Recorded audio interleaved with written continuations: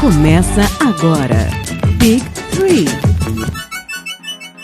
Bem-vindos de volta a mais um episódio de Top 10 do Big Three. Eu sou o Renan, estou aqui com o Cadu. Fala pessoal, tamo de volta, é golpe no mole, hein? Tomamos caster de assalto. E Rodrigo Bamondes. Vamos fazer enterradas insanas nesse Top 10. Top 10 hoje é um prato feito. Estamos aqui para falar da posição de PF, Power Forward, ala de força ou número 4. Lembrando que os episódios anteriores que nós gravamos do Top 10 de posições de todos os tempos estão disponíveis no nosso site e o link do post. Bamondes, você que já tá animado, me diz aí, quais foram os nossos critérios na nossa seleção de Top 10 de todos os tempos? Impacto na liga, impacto nos seus times e conquistas, tanto conquistas individuais como coletivas. Tem clubismo hoje? Pô, hoje tem clubismo pra cacete, cara. Hoje é chuva de clubismo, mais do que o normal. Se acostuma que hoje é amor, é sentimento, é coração, é Big Three. Todo mundo com uma enterrada posterizada na cabeça. Então vamos começar!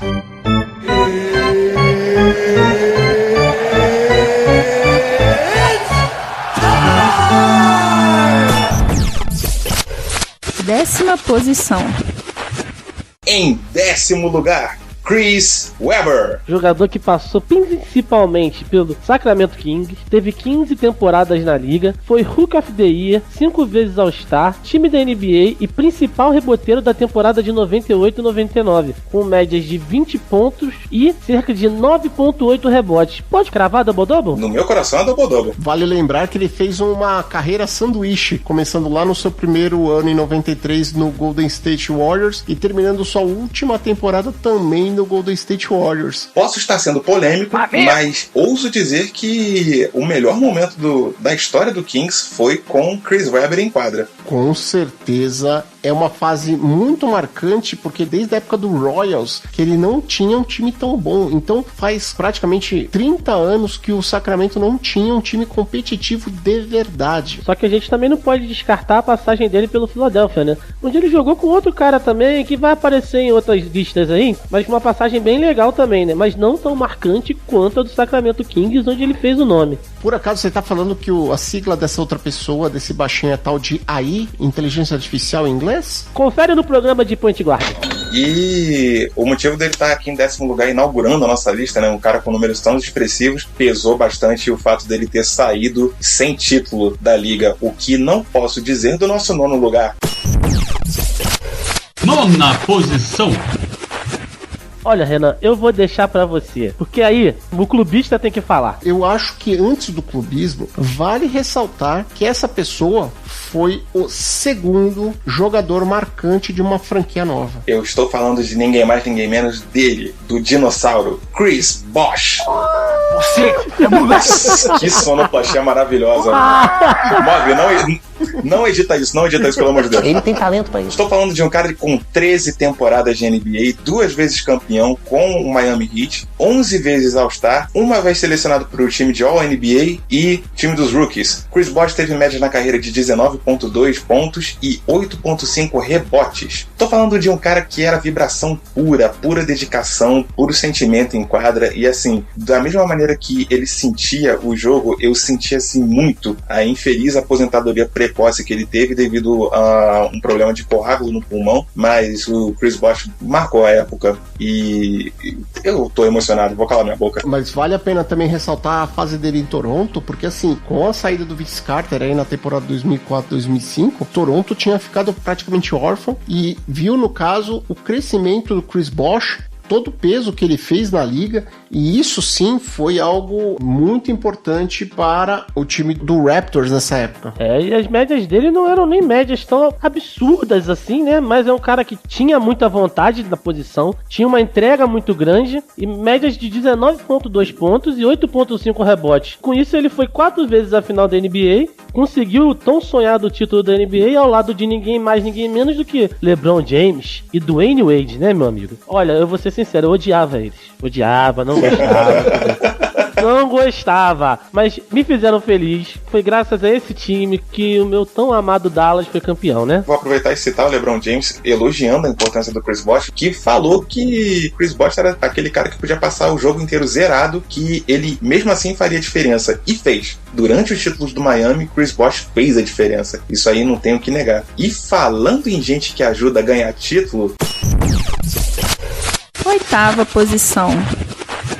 No 8º lugar, Renan, vem um cara que representa o estilo de basquete que eu gosto. Um cara que vem lá do basquete europeu. Um dos que vieram de lá, que tiveram muito impacto de fato na liga, na minha opinião, que é o espanhol, Paul Gasol. Das 18 temporadas que ele teve na liga, teve participação muito grande dentro dos times do qual ele fez parte. Só que, lamentavelmente, ele não conseguiu o título pelo Memphis e só veio conseguir isso pelo Lakers. E ao longo da sua carreira, ele foi 2 vezes campeão da NBA, 6 vezes All-Star e Rookie of the Year do ano de 2001 e 2002. Os números do Paul Gasol são absurdos. Ele, assim como outras pessoas, eles abriram muito a NBA para os jogadores europeus, pro Eurobasket. E hoje nós vemos praticamente uma invasão, né? Inclusive com vários candidatos a premiações da NBA sendo estrangeiros. Paul Gasol, que teve 17 pontos de média e 9,2 rebotes ao longo de sua carreira. Infelizmente, depois do Lakers, ele virou um cara rodado, passando por San Antonio, Chicago, Milwaukee. Ensaiou começar a temporada 2019-2020 no Portland, mas não deu muito certo. A gente espera que ele tenha um final de carreira digno. Mas foram passagens bem apagadas, né? Não dá nem pra considerar, assim, diante do tamanho que foi Paul Gasol, Sim. tanto em Memphis quanto no título do Lakers, Sim. que ele teve um papel muito importante dentro daquele garrafão. É um cara que, dentro da posição dele, é bem técnico, sabe se posicionar, era um ótimo reboteiro e faz parte de uma época onde a NBA ainda valorizava o garrafão, né? Uhum. Ainda tinha aquele jogo dentro do garrafão pra um pivô ou um ala pivô poder fazer jogar de costa pra cesta, fazer umas bandejas, fazer, sabe, umas jogadinhas de pivô mesmo, aquelas que vem batendo. Então era um cara que fazia muito bem isso, tinha um chute curto bem potente, bem certo, né? Muito. Era um cara que dificilmente errava, então é um cara que tem que estar nessa lista porque ele de fato foi um PF daqueles. Eu lembro de estar lendo o livro do Kobe Bryant, onde ele menciona a ocasião que o Gasol chegou no Lakers. A primeira coisa que o Kobe fez foi chamar o Gasol para jantar, conversar e ter certeza de que aquele era um cara com quem ele podia contar para alcançar o que ele queria, que foram os títulos, e nada mais justo, né? E falando em título... 7ª posição. Quem nós temos, Bamonde? Ele, parte de um dos grandes Big Threes da história, fez parte de um time que tinham 6 All-Stars. Estamos falando de Kevin McHale, do Boston Celtics. Com 13 temporadas na NBA, 3 vezes campeão, 7 vezes All-Star, Rookie of the Year e Hall da Fama, né? Um imortal. Com as médias de 17,9 pontos e 7,3 rebotes, McHale, ele realmente foi um point forward daqueles, né? E numa época de imortais. Sim, as pessoas não percebem tanto quanto que ele era importante, porque ele jogava do lado do tal do Larry Bird. Ele é o segundo maior pontuador de um jogo do Boston Celtics, com todas as estrelas que o Boston Celtics tem. E o recorde dele durou apenas 9 dias. As pessoas não percebem, quando você tem grandes jogadores junto de uma estrela de um calibre maior, às vezes as pessoas não percebem tanto quanto que essa pessoa foi decisiva, mas Kevin McHale foi muito decisivo pro Boston Celtics. Eu tinha uma vontade de bater na cara do McHale, que ele parece um cara que o pai comprou a vaga dele no time. Só tô fazendo piada porque o cara era gigantesco, enorme, e não à toa ele tá imortalizado na história do Boston Celtics e do basquete como um todo. Ele tinha mais envergadura nos braços do que a altura dele. Era aquele cara que coçava o pé sem precisar ajoelhar. Tipo o Michael Jordan no Space Jam, tá ligado? Quando estica o braço e vai lá na frente, assim, ó. Nesse pique aí. Sabia não? Kevin McHale era o Dalsin. Ele tinha uma envergadura maior que o Will Chamberlain, que era bem mais alto. O homem vitruviano da NBA. Exatamente. 6ª posição. Parem e pensem. Se eu chego para vocês e falo que eu escalei uma pessoa para a lista de top 10 de todos os tempos, um cara que tem média de 7,3 pontos apenas e 13,1 em rebote, vocês falam: I'm sorry, what? olha os números que vocês falaram antes. Sabe por que é possível? Porque no 6º lugar, Renan, vem um cara que faz coisas impossíveis. Se você acrescentar a essas médias de 7,3 pontos e 13,1 rebotes, que o cara me desaparecia na véspera de uma final de NBA porque ele quer... Ele precisa de férias. relaxar um dia antes da final, Renan. E sabe quem é ele? Ele é bad boy. É Dennis Rodman, o cara do cabelo rosa, que fez o filme com o Sylvester Stallone. Errou! Na hora do jogo, a entrega dele dentro de quadra era coisa absurda, amigo. O cara liderava rebote defensivo, rebote ofensivo. O cara marcava dentro de quadra, fora de quadra, no vestiário.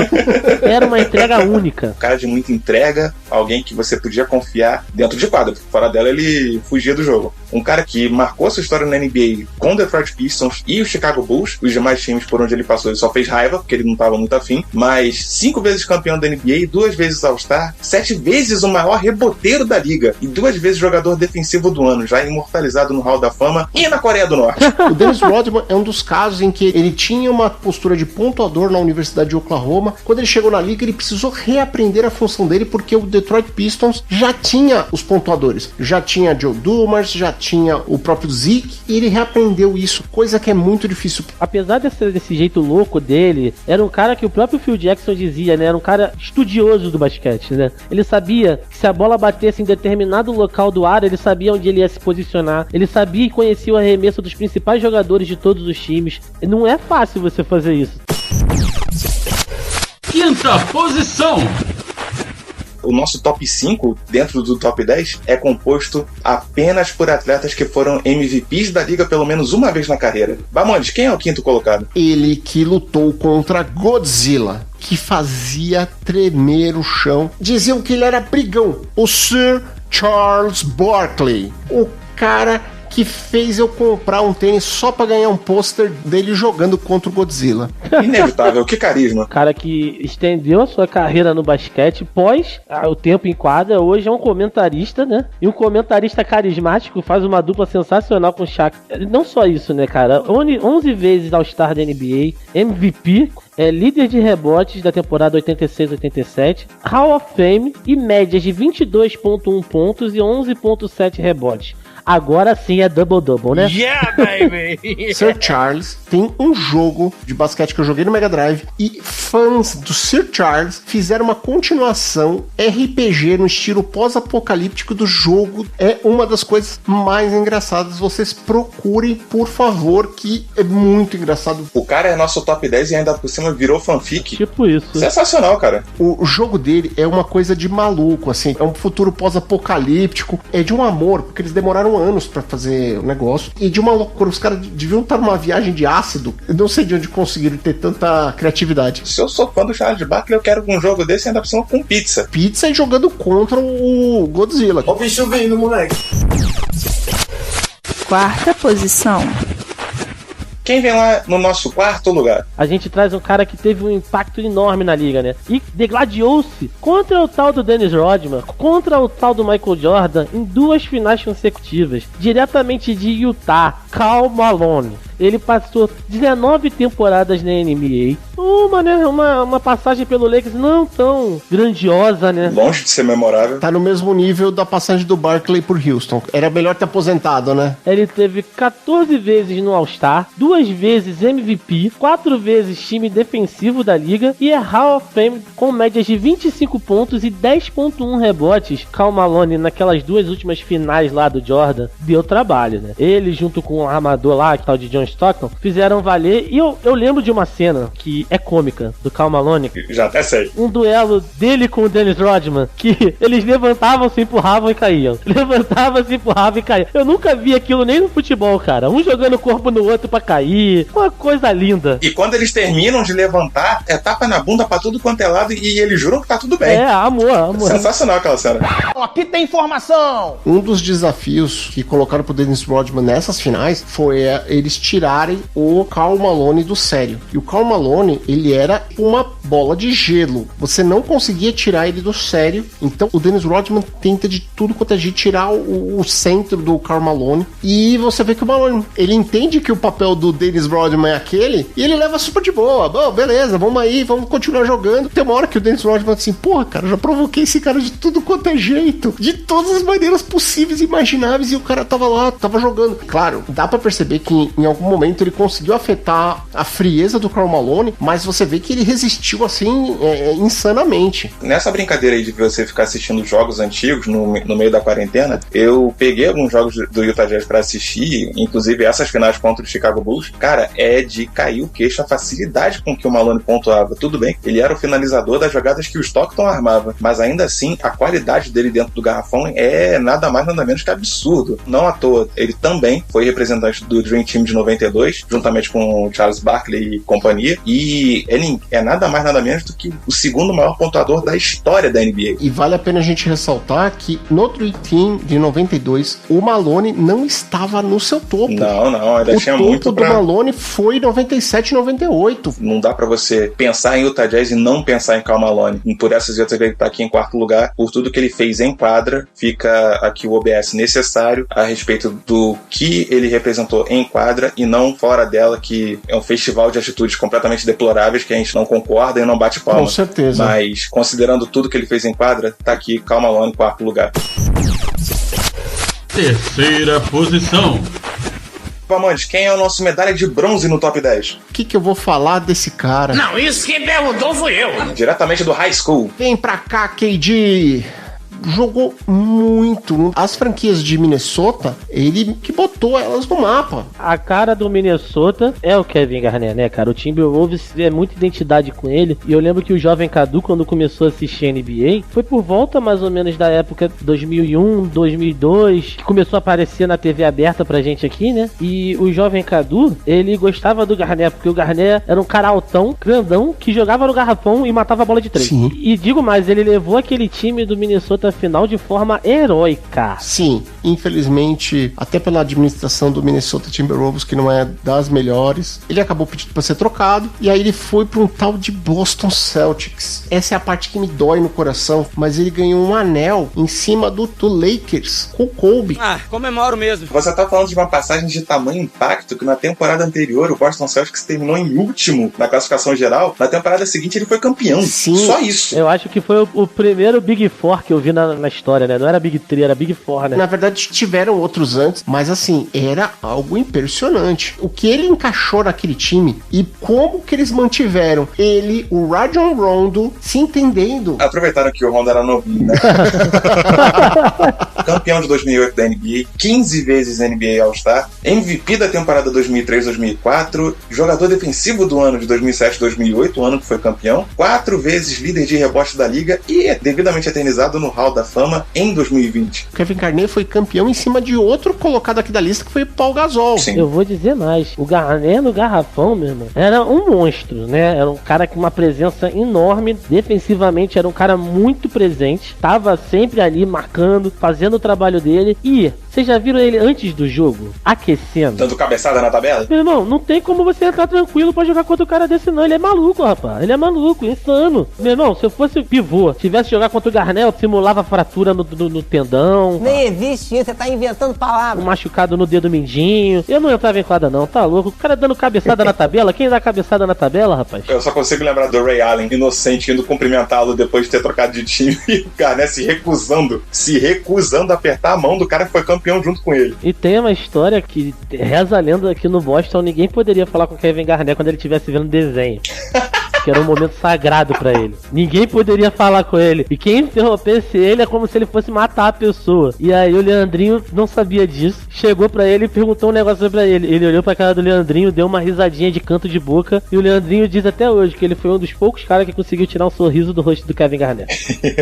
A malemolência do brasileiro, né? E sabe o que a NBA precisa? A NBA precisa de gente de fora. Gente internacional. Assim como o segundo lugar. Segunda posição. Cadu, quem é o nosso segundo lugar? Ai, meu coração tá aqui batendo mais forte, cara. Calma aí, dá um tempinho. Senhoras e senhores. Não é Corona. O nosso segundo maior PF de todos os tempos. Ele é alemão.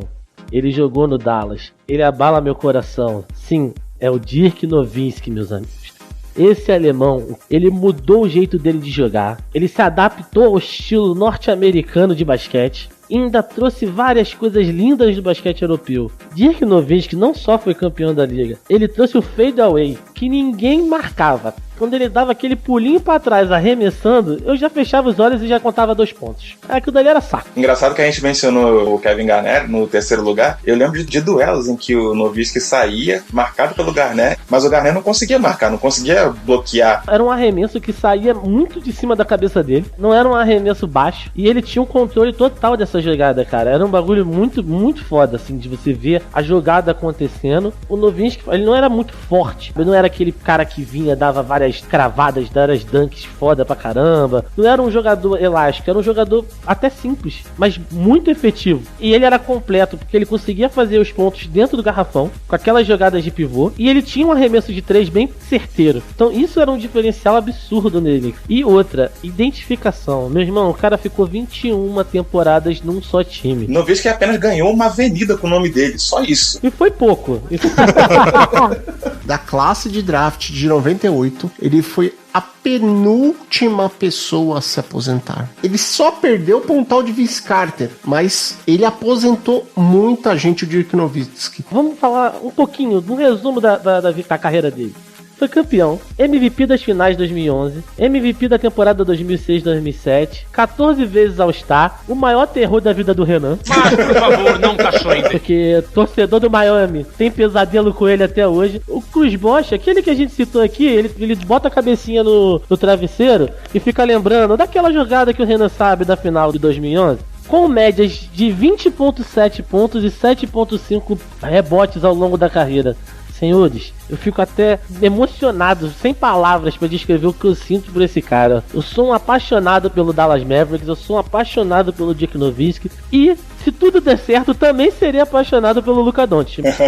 O Dirk tem um título aí por Dallas. Se ele tivesse num time que naturalmente atrai mais estrelas, como o Boston, como o Lakers, é provável aí que tivesse uns 4, 5 títulos. Infelizmente, as peças ao redor dele muitas vezes não o ajudavam tanto quanto ele precisava. Do nosso top 10 aqui, estamos falando do maior arremessador de todos eles. A facilidade de pontuar, eu comparo ele com o Karl Malone pela facilidade, mas de maneira diferente, né? Um arremessador nato. O que o Karl Malone tinha de força, o Dirk era de inteligência. Em vez de eu precisar de um atleticismo hiper absurdo, ele usava muita inteligência para conseguir criar esses espaços, o próprio fadeaway. E se eu não me engano, o fadeaway do Dirk foi bloqueado acho que 2 vezes na carreira. Eles conseguiram bloquear o fadeaway dele apenas 2 vezes. Era um negócio assim impressionante. Aproveitando que o senhor está falando de inteligência, a inteligência que eu trago para o nosso primeiro lugar. Primeiríssima posição! É um cara que você provavelmente passaria por ele no mercado fazendo compra, porque é uma pessoa super discreta, porém, silêncio que a carreira do cara fala por si só. O maior power forward de todos os tempos na lista do Big Three, Tim Duncan. Dono de 19 temporadas na NBA, todas elas pelo San Antonio Spurs, pelo qual atualmente ele é técnico assistente, time onde foi 5 vezes campeão da NBA, 2 vezes MVP, Rookie do ano de 97-98, 15 vezes All-Star e também imortalizado no Hall da Fama no ano de 2020. Este homem é a cara do San Antonio Spurs, é a cara da eficiência. É um cara que passou a carreira dele e se aposentou como foi a carreira, né, cara? Sem alarde, sem nenhuma história polêmica. É incrível como o Tim Duncan era tão importante dentro da liga. Era um cara que influenciava o time sem gritar. Era um cara que conversava com os atletas. Eu lembro de um relato, eu acho que foi do Alex, que jogou na seleção brasileira, que ele falava assim, cara, quando eu treinei em San Antônio, uma coisa que me impressionava é que o treino marcado para 11 horas da manhã. Eu chegava lá 10 horas, 9 horas, porque eu queria treinar mais. 8 horas da manhã o Tim Duncan já tava lá. E já era o Tim Duncan. Ele já tinha títulos. Ele já era o franchise player do San Antônio. E o cara, ele sempre se esforçou, sempre tentou dar o melhor. E era um basquete bonito de ver o dele. É lindo. Não é um basquete que ele faz força pra jogar. O cara dentro do garrafão, ele era impecável. Não tinha problemas pra ele. É incrível também como um cara desse, com tanto impacto na liga, tem menos hype do que um monte de gente que não fez nem o 10º do que ele fez. Uma coisa importante do Tim Duncan é que ele sempre foi o que eles chamam de low profile, né? Ele era quieto na dele. Muitas vezes você via ele jogando, a cara dele, a feição dele, é como se ele estivesse no treino. Parecia que ele estava sem peso. Bamondes, você falou que Karl Malone era uma bola de gelo. Rapaz, se ele é uma bola de gelo, o Tim Duncan é o Alasca inteiro, tá ligado? O Tim Duncan é como se ele não tivesse expressão. Eu lembro das finais contra o Miami Heat, que tinha momentos em que o Miami tava ganhando, dava pra ver na cara do time do San Antonio que o time tava preocupado, e pra ele era só mais uma final. Sim. O Draymond Green, todo mundo sabe que é um cara muito mala, e ele fala que ele sempre tenta perturbar a vida de todos os jogadores contra os quais ele joga. Ele cometeu o erro de querer tirar o Tim Duncan do sério. O Tim Duncan só olhou pra ele, e depois disso o Draymond Green sabia que nunca mais ia puxar uma gracinha que fosse contra o Tim Duncan. Aprendeu, né? Aprendeu. Ele foi peça principal naquele título de 99, lá logo após o último tricampeonato do Bulls. Ele sempre foi essa pessoa que nem o Cadu falou, ele sempre na dele, ele não chamava tanta atenção quanto os jogadores que faziam muita firula, que eram mais espalhafatosos, mas ele tinha um jogo extremamente eficiente. O jogo dele brilhou também porque ele tinha peças ao redor dele, tinha outros jogadores ao redor dele que permitiam a ele nunca estar tão sobrecarregado como, por exemplo, o Dirk Nowitzki. Eu digo o contrário, Bamondes. Eu acho que muito desse não hype em cima dele se deve a esse excesso de peças geniais jogando no time do San Antonio, que era uma coisa que o Popovich sempre prezou, né? Não tinha um cara estrela. Talvez, se ele tivesse sozinho, ele pudesse alcançar um título, não sei, mas teria um pouco mais de merchan em cima dele. A gente tá comentando aqui sobre como o biógrafo do Tim Duncan vai ter trabalho pra escrever 15 páginas, se tanto. As médias da carreira do Tim Duncan de 19 pontos e 10.8 rebotes, por mais bacanas que sejam, eu acho que não refletem o quanto esse cara dominava cada um dos fundamentos do jogo. Tanto é que o apelido dele é The Big Fundamental. Ele é o dia da marmota, ele é o cara que joga, ele tem constância absoluta, como se ele estivesse sempre no primeiro dia. Pra quem gosta do esporte basquete, se eu tivesse que indicar um jogador pra você assistir, pra aprender o jogo, Tim Duncan sem nem pensar duas vezes. Não é à toa que a gente escolheu ele pro nosso primeiro lugar do top 10 de PF de todos os tempos. Suspeitei desde o princípio. Vamos recapitular nossa lista. Em 10º lugar, draftado pelo Golden State Warriors, Chris Webber. Em 9º lugar, o T-Rex da NBA, Chris Bosh. Em 8º lugar, o nosso galante espanhol, Pau Gasol. Em 7º lugar, do Boston Celtics, Kevin McHale. Em 6º lugar, o bad boy mais famoso da NBA, Dennis Rodman. Em 5º lugar, chegando junto com a sua pizza, Sir Charles Barkley. Em 4º lugar, Karl Malone.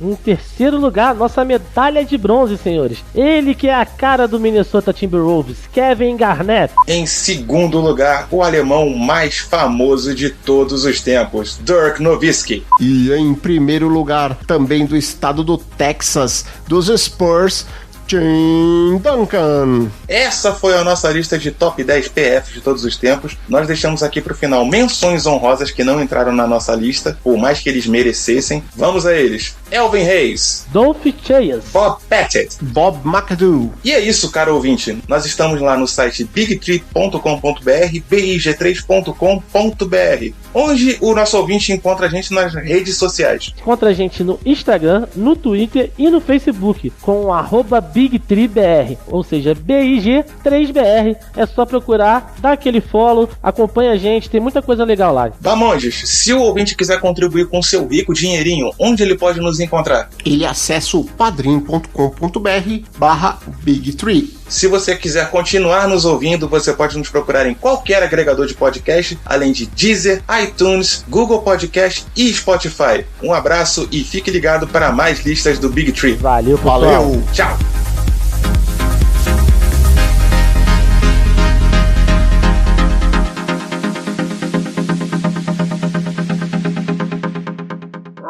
Mogli Edições.